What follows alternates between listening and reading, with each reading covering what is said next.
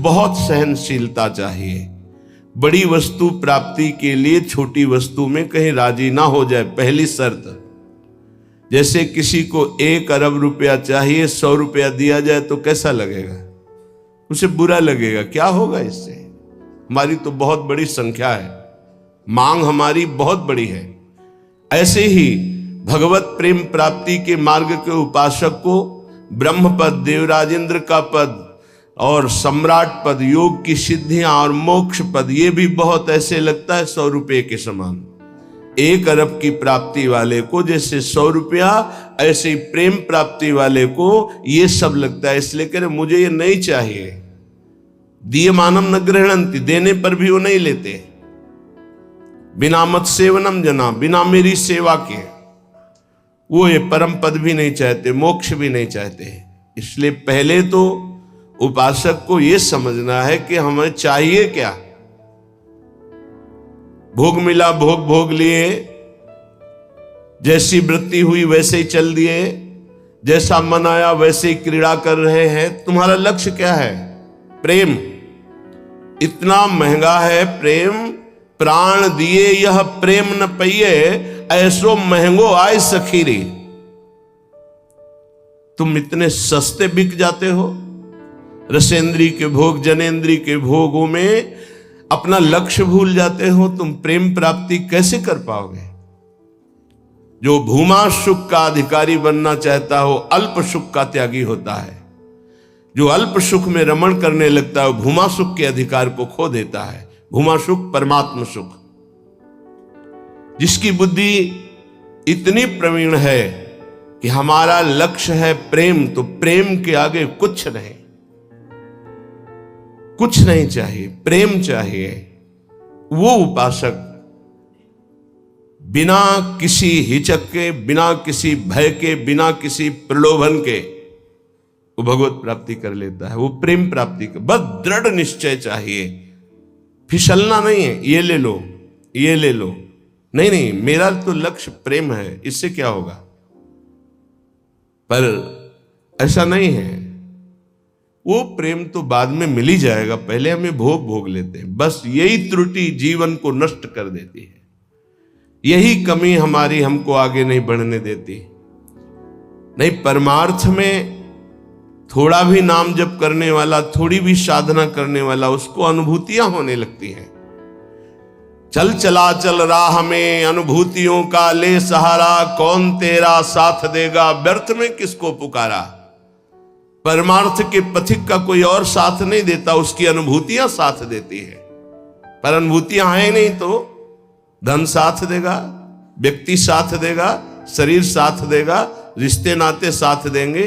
ये सब काल के गाल में दबे हुए हैं, ये क्या साथ देंगे। कालातीत पुरुष हमारा साथ दे सकता है, वह भगवान, वह भगवान के प्रेमी जन। इसलिए बहुत सावधानी पूर्वक सत्संग सुने और इस जीवन का चरम लक्ष्य है प्रेम।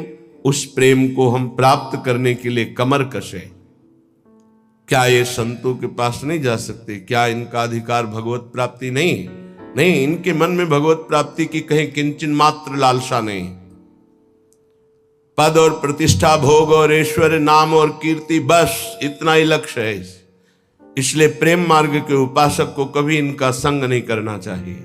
हाँ, कोई महाभागवत और पद पर विराजमान और भगवत भजन में लगा हुआ, भगवत प्राप्ति की लालसा वाला, उसका हृदय से स्वागत करना चाहिए।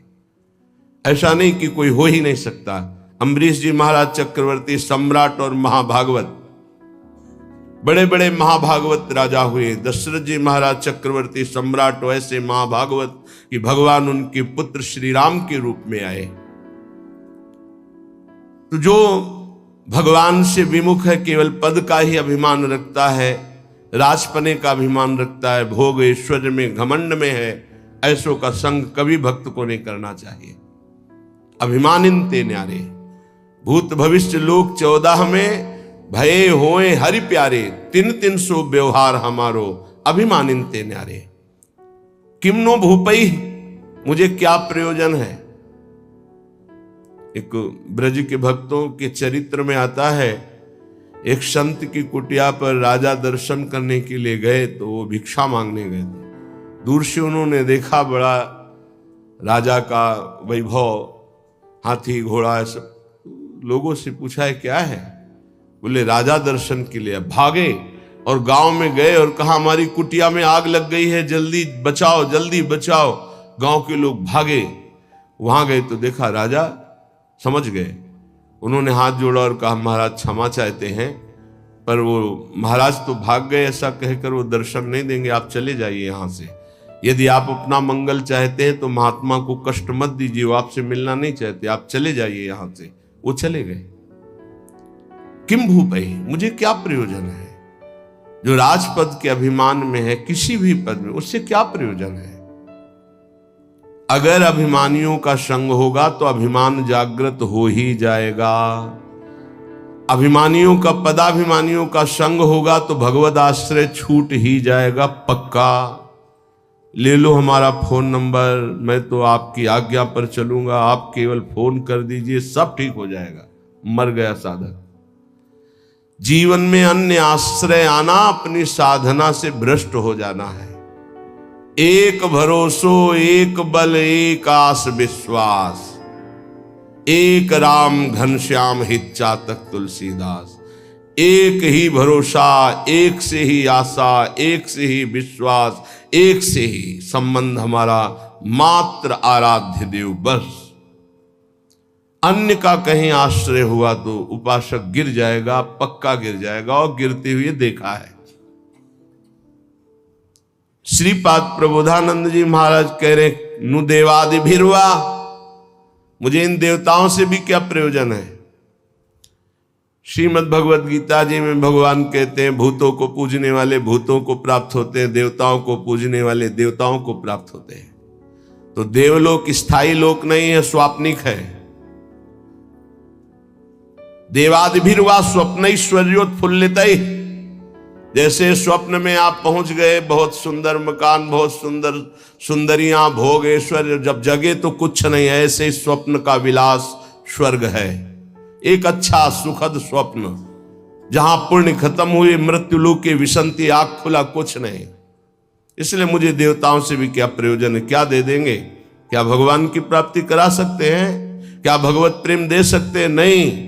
नहीं दे सकते। इसीलिए कहा गया बड़े भाग मानुष तन पावा, सुर दुर्लभ सद ग्रंथन गावा।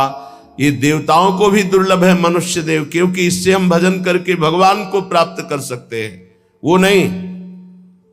श्रीपाद कह रहे शून्यावलंबीर, कुछ आराधना करने वाले ऐसे हैं कि शून्य की उपासना करते हैं। अरे ध्यान ही करना है तो सच्चिदानंद भगवान के नाम रूप का ध्यान करो, समय सार्थक हो जाएगा। किम वैष्णवैर्वापि, वैष्णव धाम वैकुंठ से भी हमारा क्या प्रयोजन है? ये तो सखाओं को पसंद नहीं आया। जब सखाओं ने जाना, नंद बाबा को वरुण के पार्षद ले गए थे, और श्री कृष्णचंद्र जो जब उनको मुक्त कराने के लिए गए, तो जो लोकपाल वरुण ने साष्टांग दंडवत की और अर्घ पूजा और उपासना वो नंद बाबा ने देखी। मेरे लाला को बड़े बड़े देवता लोकपाल दंडवत कर रहे हैं। और स्तुति जब की तो सुना नंद बाबा ने, तो आके ब्रजवासियों से बताया मेरा लाला तो भगवान है। सखाओं ने कहा क्यों कन्हैया तू भगवान है? बाबा कह रहे थे तू भगवान है। तो भगवान है तो वैकुंठ दिखा। भगवान श्री कृष्णचंद्र जो मुस्कुराए अपने भोले सखाओं की बात सुन, तो ये ब्रह्म हृदय है, स्नान करो इसमें, फिर हम तुम्हें वैकुंठ का दर्शन कराएंगे। जीव ही डुबकी लगाई, पहुंच गए वैकुंठ। वहां भगवान की दिव्य चतुर्भुज पार्षद और दूर सिंहासन में इंद्र नीलमणि कांति चतुर्भुज भगवान श्री के सहित विराजमान है, लक्ष्मी जी के सहित विराजमान है। वो कांप गए वैभव देखकर। पार्षदों ने रोक दिया। अरे बोले मुझे ऐसे के पास जाना ही नहीं, मेरा कन्हैया तो सिर्फ मेरा है। और एकदम व्याकुल हुए कहा नहीं चाहिए मुझे वैकुंठ। और डुबकी से बाहर हुए, देखा मेरा कन्हैया मुस्कुरा रहा है। बोले प्रभु चरणों में गिर गए, कहा कभी वैकुंठ मत भेजना, मुझे ऐसे वैकुंठ में नहीं जाना जहां आपसे इतनी दूरी हो, जहां ऐसा वैभव नहीं। मेरा कन्हैया जिसके साथ हम खेलते हैं, तो ये तो सखा भाव की बात है, फिर ऊपर के भाव में कौन स्वीकार करेगा ऐसे वैभव को। वैकुंठ के भी वैभव को नहीं स्वीकार करना, ना श्रीमत, ना किसी वैभव ऐश्वर्य सिद्धियों को स्वीकार करना।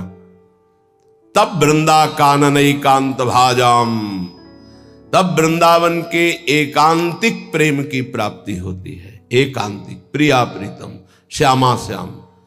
तो अभी आप कह दो मुझे मोक्ष नहीं चाहिए, वैकुंठ नहीं, 500 रुपया में प्रभु को भूल जाते हो, वैकुंठ की बात करते हो।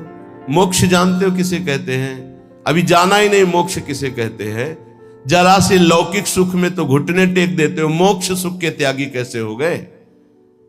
ये जो त्याग की बात है, ये उन भजनानंदियों की जिनकी स्थिति में आ चुके हैं। वो चाहे तो वैकुंठ मिल जाए, चाहे तो योग की सिद्धियां मिल जाए, चाहे तो मोक्ष मिल जाए, वो उनका त्याग किए हुए हैं। पहले मर्त सुखों का तो त्याग कर दो, मृत्यु लोक के सुखों का तो त्याग करो अंदर से, तब ऊपर के सुख अपने आप तुमको दिखाई देने लगेंगे। श्रीपाद कह रहे हैं शम सर्वेशाम प्रयासेन दात्री द्वित्रैकांति प्रेम पात्रैक पात्री आनंदात्मा शेष सत्वा निधात्री श्री वृंदाटव्यस्तु मेन्धस्य धात्री। आयास प्रयास से जो सुख मिलता है वो अल्प होता है। जो आप प्रयास करते हो उसे कर्म कहते हैं। कोई भी कर्म प्रारंभ और अंत वाला होता है, तो किसी भी कर्म का फल अनंत नहीं हो सकता।